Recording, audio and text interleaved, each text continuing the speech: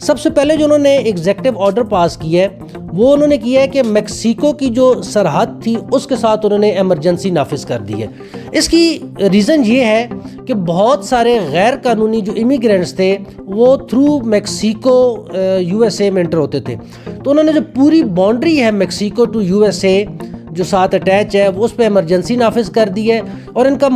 جو کل بیان دیا انہوں نے، اس کا مقصد بھی یہ تھا کہ جو غیر قانونی طور پر لوگ انٹر ہوتے ہیں یا یو ایس اے میں موجود ہیں، میں ان کے خلاف بہت سخت کریک ڈاؤن کروں گا اور ان کے لیے ایسی پالیسیاں بنیں گی کہ ان کا امریکہ میں رہنا جو ہے وہ مشکل ہو جائے۔ اگلا ایک ایگزیکٹو آرڈر جو انہوں نے پاس کیا وہ تھوڑا سا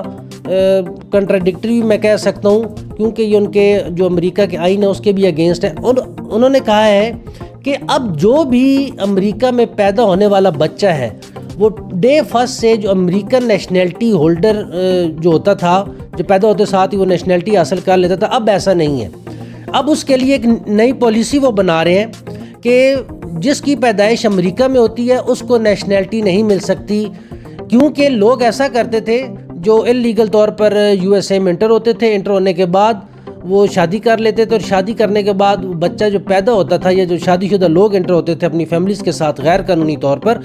تو جو بچہ پیدا ہوتا تھا وہ نیشنل ہو جاتا تھا، لیکن جو پیرنٹس ہوتے تھے وہ نیشنل نہیں ہو پاتے تھے۔ تو اس حوالے سے انہوں نے کہا ہے کہ اب جو بھی بچہ پیدا ہوگا وہ ڈے فرسٹ سے نیشنل نہیں ہوگا، اس پہ جو نیو پالیسی ہے وہ واضح کریں گے۔ لیکن یہ بات جو یو ایس اے کے قانون ہے اس کے اگینسٹ ہے، قانون میں ایسی بات نہیں لکھی ہوئی ان کے آئین میں۔ اب دیکھیں یہ آئین میں ترمیم لے کے آتے ہیں یا اس کے قانون کی کیا وضاحت آتی ہے، یہ ابھی وضاحت آنا باقی ہے۔ اچھا، ایک اور انہوں نے ایگزیکٹو آرڈر پاس کیا کہ 4 سال قبل جو امریکی کیپٹل ہل میں ہونے والا اٹیک تھا اس میں جو ملزمان ملوث تھے 1600 سے زائد، ان کے لیے عام معافی کا اعلان کر دیا۔